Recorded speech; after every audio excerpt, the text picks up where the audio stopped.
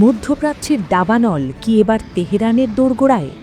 যে পরমাণু কর্মসূচির উপর ভর করে ইরান বিশ্বকে চ্যালেঞ্জ ছুড়ছে, সেই স্বপ্ন কি চিরতরে ধূলিসাৎ করে দেবে আমেরিকা? পেন্টাগনের অন্দরমহলে কি তবে শুরু হয়ে গেছে ইরানের পরমাণু স্থাপনা ধ্বংসের চূড়ান্ত কাউন্টডাউন? ওয়াশিংটন থেকে ভেসে আসা সাম্প্রতিক ইঙ্গিতগুলো কিন্তু এক ভয়াবহ যুদ্ধেরই পূর্বাভাস দিচ্ছে।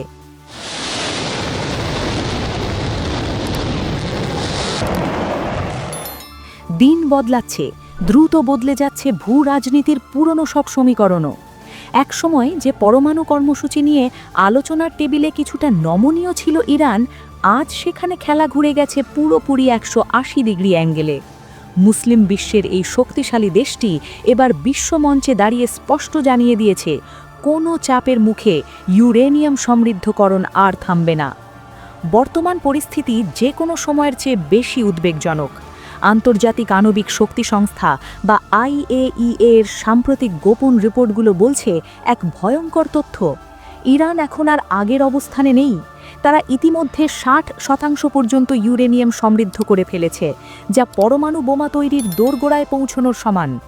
সমর বিশেষজ্ঞদের মতে কারিগরিভাবে তেহরান এখন ব্রেকআউট টাইম বা বোমা বানানোর প্রয়োজনীয় সময়ের একদম কাছাকাছি দাঁড়িয়ে। তারা এখন মাটির শত ফুট গভীরে এমন সব অত্যাধুনিক স্থাপনা ব্যবহার করছে, যা ধ্বংস করা সাধারণ কোনো মিসাইলের পক্ষে প্রায় অসম্ভব। এই ক্রমবর্ধমান সক্ষমতাই আমেরিকাকে এক কঠিন সিদ্ধান্তের মুখোমুখি দাঁড় করিয়ে দিয়েছে, হয় আলোচনা, না হয় সরাসরি আক্রমণ। ইরানের পরমাণু কর্মসূচির সবচেয়ে বড় শক্তি হল তাদের ভৌগোলিক কৌশল। তেহরান তাদের অধিকাংশ গুরুত্বপূর্ণ ল্যাবরেটরি এবং সেন্ট্রিফিউজ স্থাপন করেছে জাগ্রস পর্বতমালায়। এই পাহাড়ের নিচে তৈরি করা হয়েছে শত শত মাইলের গোপন সুড়ঙ্গ, যা যে কোনো প্রথাগত আকাশপথের হামলা থেকে সুরক্ষিত। বিশেষ করে ফোরদোর স্থাপনাটি একটি আস্ত পাহাড়ের নিচে অবস্থিত। পেন্টাগনের গোয়েন্দা রিপোর্টে জানা যায়, এখানে পৌঁছতে হলে আমেরিকার এমন কিছু অস্ত্রের প্রয়োজন যা এখনও সাধারণ যুদ্ধে ব্যবহৃত হয়নি। কিন্তু প্রশ্ন হল, ইরানকে থামানো কি আমেরিকার জন্য এতই সহজ? তবে আমেরিকাও তাদের তুরুপের তাস গুছিয়ে রেখেছে। তারা মজুদ রেখেছে তাদের সব থেকে ভয়ঙ্কর অস্ত্র, ম্যাসিভ অর্ডিন্যান্স পেনিট্রেটর বা 30,000 পাউন্ড ওজনের বাংকার ব্লাস্টার বোমা। এই দানবীয় বোমাগুলো মাটির 200 ফুট গভীরে গিয়েও আঘাত হানতে সক্ষম। এছাড়া সামরিক হামলার আগে আমেরিকা শুরু করতে পারে এক প্রলয়ঙ্কারী সাইবার যুদ্ধ। মনে আছে 2010-এর কথা, যখন স্টাক্সনেট ভাইরাসের মাধ্যমে ইরানের হাজার হাজার সেন্ট্রিফিউজ অকেজো করে দিয়েছিল আমেরিকা এবং ইসরায়েল? এবারও তেমন কোনো ডিজিটাল মহামারীর ব্লুপ্রিন্ট কি ওয়াশিংটনের হাতে তৈরি আছে? এই জটিল সমীকরণের সবচেয়ে বড় অনুঘটক হল ইসরায়েল। তেল আবিব স্পষ্ট জানিয়ে দিয়েছে, ইরান যদি পরমাণু অস্ত্র অর্জন করে তবে তা হবে ইসরায়েলের অস্তিত্বের জন্য চরম হুমকি। ইতিহাস বলে 1981-তে ইরাকের ওসিতাক এবং 2007-এ সিরিয়ার পরমাণু কেন্দ্র গুঁড়িয়ে দিতে ইসরায়েল এক চুলো দ্বিধা করেনি। ইসরায়েলি গোয়েন্দা সংস্থা মোসাদ ইতিমধ্যে ইরানের মাটিতে একাধিক টার্গেটেড কিলিং এবং নাশকতা চালিয়েছে। এবারও যদি আমেরিকা সরাসরি যুদ্ধে নামতে দেরি করে, তবে ইসরায়েল একতরফা হামলা চালিয়ে যুদ্ধের সূচনা করে দিতে পারে।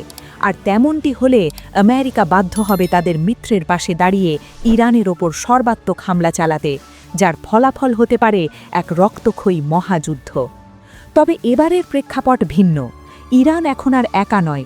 ইউক্রেন যুদ্ধে রাশিয়াকে ড্রোন সরবরাহ করে ইরান পুতিন প্রশাসনের অত্যন্ত ঘনিষ্ঠ মিত্রে পরিণত হয়েছে। অন্যদিকে চীনের সাথে ইরানের রয়েছে বিশাল অর্থনৈতিক এবং কৌশলগত চুক্তি। আমেরিকা যদি ইরানের ওপর হামলা চালায়, তবে রাশিয়া এবং চীন কি কেবল দর্শক হয়ে বসে থাকবে, নাকি এই সংঘাতের সূত্র ধরেই শুরু হয়ে যাবে এক বৈশ্বিক মেরুকরণ? এটাই এখন ওয়াশিংটনের সবচেয়ে বড় মাথা ব্যথা।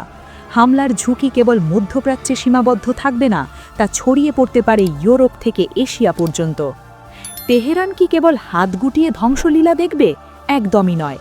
ইরানের সর্বোচ্চ নেতা আয়াতুল্লাহ খামেনি বারবার হুঙ্কার দিয়েছেন যে তাদের মাটিতে একটি আঁচড় পড়লেও তার চড়া মূল্য দিতে হবে মধ্যপ্রাচ্যে থাকা মার্কিন ঘাঁটিগুলোকে। ইরানের হাজার হাজার দূরপাল্লার ব্যালিস্টিক মিসাইল মুহূর্তের মধ্যে রিয়াদ, দুবাই এবং তেল আবিবকে টার্গেট করতে পারে। সবচেয়ে বড় ভয় হল হরমজ প্রণালী, যা দিয়ে বিশ্বের 20% জ্বালানি তেল সরবরাহ হয়। ইরান যদি এই জলপথ বন্ধ করে দেয় তবে বিশ্ব অর্থনীতিতে এমন ধস নামবে যা আধুনিক ইতিহাস কখনো দেখেনি। তেলের দাম আকাশচুম্বী হবে এবং থমকে যাবে বৈশ্বিক সাপ্লাই চেন। কূটনৈতিক আলোচনার টেবিল এখন প্রায় জনশূন্য। একদিকে আমেরিকার সর্বোচ্চ চাপ আর সামরিক হুমকি, অন্যদিকে ইরানের সার্বভৌমত্বের দোহাই দিয়ে পরমাণু পথে অবিচল থাকা। এই রুক্ষ বাস্তবতায় যুদ্ধই কি একমাত্র সমাধান, নাকি পর্দার আড়ালে নতুন কোনো গোপন চুক্তি পরিস্থিতি বদলে দেবে? সেই উত্তর হয়তো তোলা আছে ভবিষ্যতের গর্ভেই। ইরান কি শেষ পর্যন্ত পরমাণু বোমার অধিকারী রাষ্ট্র হিসেবে নিজেকে ঘোষণা করবে, নাকি বিশ্বশক্তির প্রচণ্ড চাপে পরিস্থিতি আবার কোনো নাটকীয় মোড় নেবে?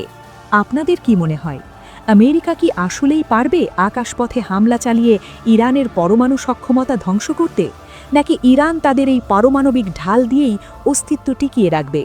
আপনার গুরুত্বপূর্ণ মতামত আমাদের কমেন্ট বক্সে লিখুন।